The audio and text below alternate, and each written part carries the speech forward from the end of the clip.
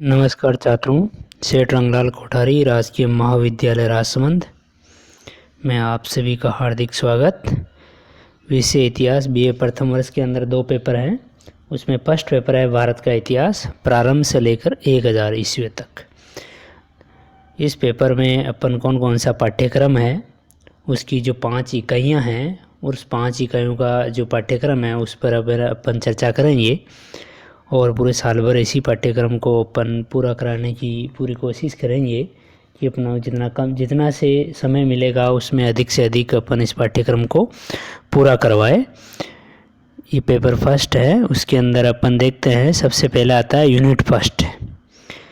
5 यूनिटें हैं अपने सिलेबस में। उसके अंदर यूनिट फर्स्ट के अंदर अपन देखते हैं स्रोतों का सर्वेक्षण।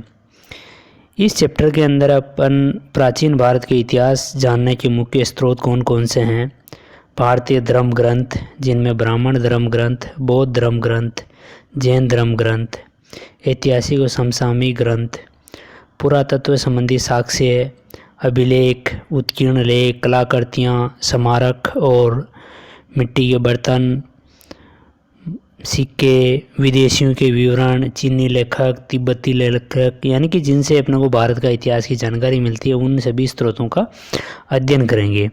दूसरा वाला टॉपिक है पूर्व ऐतिहासिक भारत। इसके अंदर इस टॉपिक में अपन भारत में पूर्व पाषाण काल, उसका अनुक्रम, भौगोलिक विभाजन, प्राक शोवा सभ्यता, पश्चिमी भारत, मध्य भारत, पूर्वी क्षेत्र, दक्षिणी भारत, पूर्व पाषाण काल का मानव जीवन कैसा था, मध्य पाषाण काल में मानव जीवन, उसकी विभिन्न घटनाएं, कंदरा कलाएं, उनका अध्ययन करेंगे। तीसरा जो बिंदु है अपना नवपाषाण संस्कृति की अवधारणा। इसमें अपन नवपाषाण की संस्कृति के अध्ययन करें। पूर्व ऐतिहासिक भारत के अंदर तो अपन पूर्व पाषाण काल और मध्य पाषाण काल का अध्ययन करेंगे और तीसरे वाले बिंदु में नवपाषाण संस्कृति की अवधारणा में अपन नवपाषाणियों के औजार कैसे थे, नवपाषाणियों के मनुष्यों का निवास स्थान, उनके उद्योग धंधे, व्यापार, भोजन एवं अग्नि का प्रयोग, मृतक संस्कार, उनकी विभिन्न जातियाँ, वर्ग, पारिवारिक जीवन, नवपाषाण की भारतीय इतिहास को क्या देन रही है, उनके बारे में अध्ययन करेंगे। चौथा जो बिंदु है सिंधु सभ्यता। सिंधु सभ्यता के अंदर खुदाई का इतिहास, सिंधु सभ्यता का उद्गम, सिंधु सभ्यता का विस्तार भारत में कहाँ कहाँ तक था, उत्तरी भारत में जम्मू कश्मीर से लेकर दक्षिण में दमाबाद, महाराष्ट्र है ना, पंजाब, हरियाणा, राजस्थान, गुजरात, उन क्षेत्रों का अध्ययन और इस सिंधु घाटी सभ्यता के निर्माता कौन थे, इन सभ्यता का काल क्या रहा, उनके बारे में अध्ययन करेंगे। यूनिट 2 के अंदर अपन पहला जो अपना बिंदु आता है वैदिक साहित्य। वैदिक साहित्य के अंदर अपन जो वेद हैं, 4 वेद हैं, ऋग्वेद, सामवेद, यजुर्वेद, अथर्ववेद, इनका विस्तार से अध्ययन करेंगे।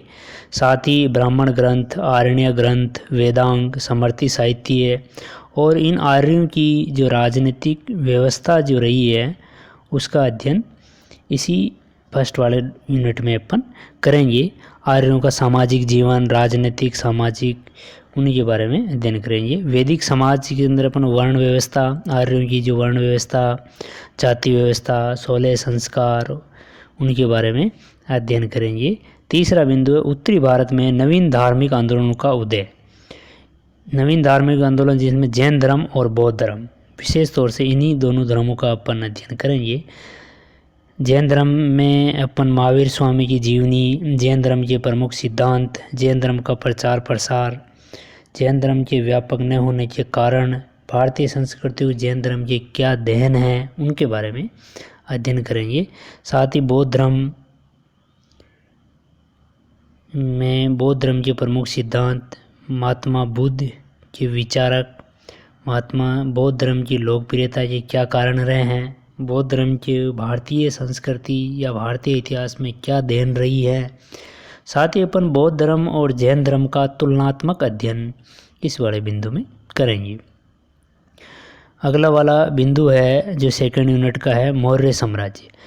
इस टॉपिक के अंदर अपन केवल मौर्य साम्राज्य के शासक को अध्ययन करेंगे। उनकी प्रशासनिक व्यवस्था का अध्ययन अगले वाले यूनिट में करेंगे, जो 3rd यूनिट में आता है। इस वाले में अपन मौर्य साम्राज्य के अंदर मौर्य साम्राज्य के प्रारंभिक निर्माता जैसे चंद्रगुप्त मौर्य, उसकी जाति, उसका प्रारंभिक जीवन कैसा रहा, चाणक्य का प्रारंभिक जीवन, चंद्रगुप्त मौर्य की विजय यात्राएं। चंद्रगुप्त मौर्य के बाद अपन अगला जो मौर्य वंश का सबसे प्रतापी और प्रमुख शासक रहा अशोक, उसके इतिहास में अध्ययन करेंगे। उसके बाद मौर्योत्तर युग यानी मौर्यों के बाद के जो भारत में शासन रहा, जैसे शुंग वंश था, पुष्यमित्र शुंग, सातवाहन वंश, उनके बारे में अपन इसमें अध्ययन करेंगे। यूनिट थर्ड के अंदर अपन संगम युग, जो मुख्यतः संगम युग दक्षिण भारत के अंदर इस संगमों का साहित्य, समाज और संस्कृति का अध्ययन करेंगे। 3 संगम हुई थी, प्रथम संगम, द्वितीय और तृतीय। इनमें मुख्यतः चेरा, चोल और पांड्य राजवंश, चेरा राजवंश, चोल राजवंश और पांड्य राजवंश का अध्ययन करेंगे। संगम काल के कौन कौन से शासक रहे हुए हैं उनका अपन अध्ययन करेंगे। अगले वाले में अपन देखते हैं गुप्त काल हैं, उत्तर गुप्त काल, प्रारंभ से लेकर 1000 ईस्वी तक का गुप्त काल के जो शासक रहे हैं उनका अपन गुप्तों की सामाजिक, राजनीतिक, सांस्कृतिक स्थितियां, उनकी व्यवस्थाएं कैसी थी, उनमें अध्ययन करेंगे। उसी के साथ ही अपन उत्तरी भारत के अंदर यानी कि प्रारंभ से लेकर 1000 ईस्वी तक उत्तरी भारत का सामाजिक, कला, साहित्य, दर्शन, विज्ञान और तकनीकी के विभिन्न पहलुओं का विस्तार से अध्ययन करेंगे। दक्षिणी भारत, अगला बिंदु है दक्षिणी भारत, भक्ति आंदोलन और वास्तुकला। दक्षिणी भारत के अंदर जो भक्ति आंदोलन चले हैं और इन भक्ति आंदोलनों का क्या प्रभाव पड़ा भारतीय समाज में, इनकी क्या देन रही, उनका अध्ययन करेंगे। महिलाओं की स्थिति वाले अध्याय में अपन महिलाओं की यानी कि प्रारंभ से लेकर 1000 ईस्वी तक महिलाओं की विवाह पद्धतियाँ, महिलाओं का संपत्ति में अधिकार, सती प्रथा, पर्दा प्रथा, इनका प्रचलन कैसे हुआ, कब से शुरू हुआ और इनके समाज पर क्या प्रभाव पड़े, उनके बारे में अध्ययन करेंगे। साथ ही अपन वर्ण व्यवस्था में परिवर्तन और जाति व्यवस्था का प्रसार, जो वैदिक काल में जाति व्यवस्था कर्म पर आधारित थी वो अब जन्म पर आधारित होने लगती है और उसमें कैसे कैसे परिवर्तन आए, ऐतिहासिक दृष्टि से उनका विस्तार से अपन चर्चा करेंगे।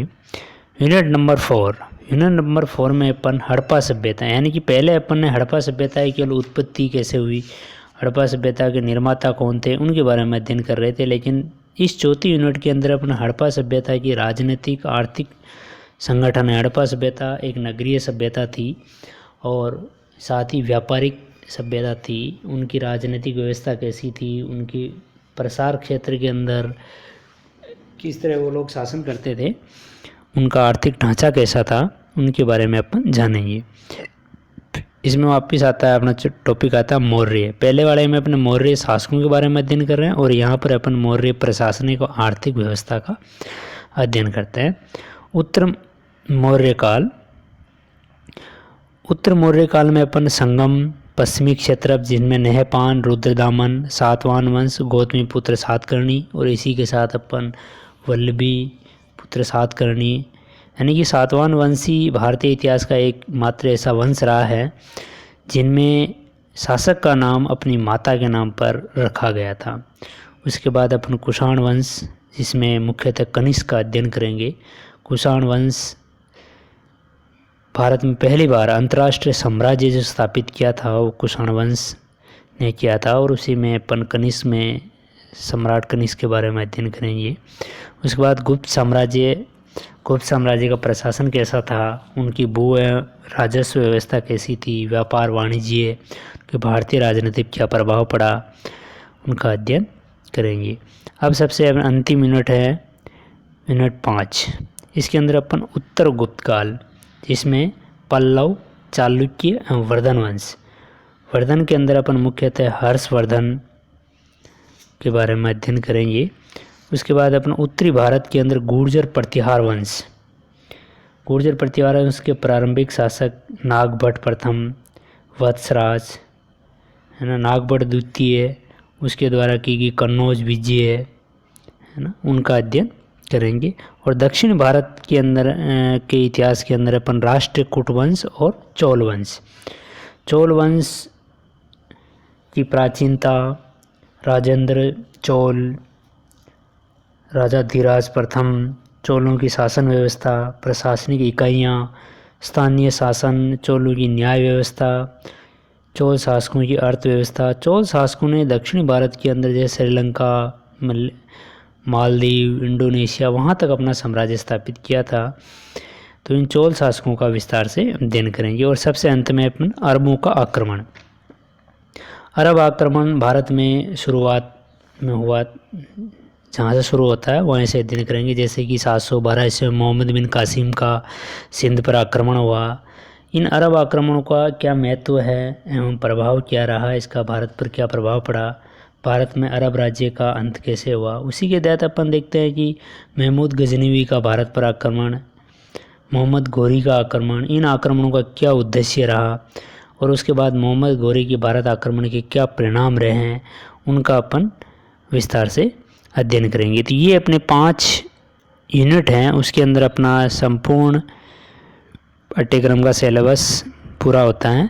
इसको अपन पर डे एक लेक्चर के द्वारा टॉपिक को जितना हो सके उतना पूरा करने की कोशिश करेंगे। धन्यवाद छात्रों।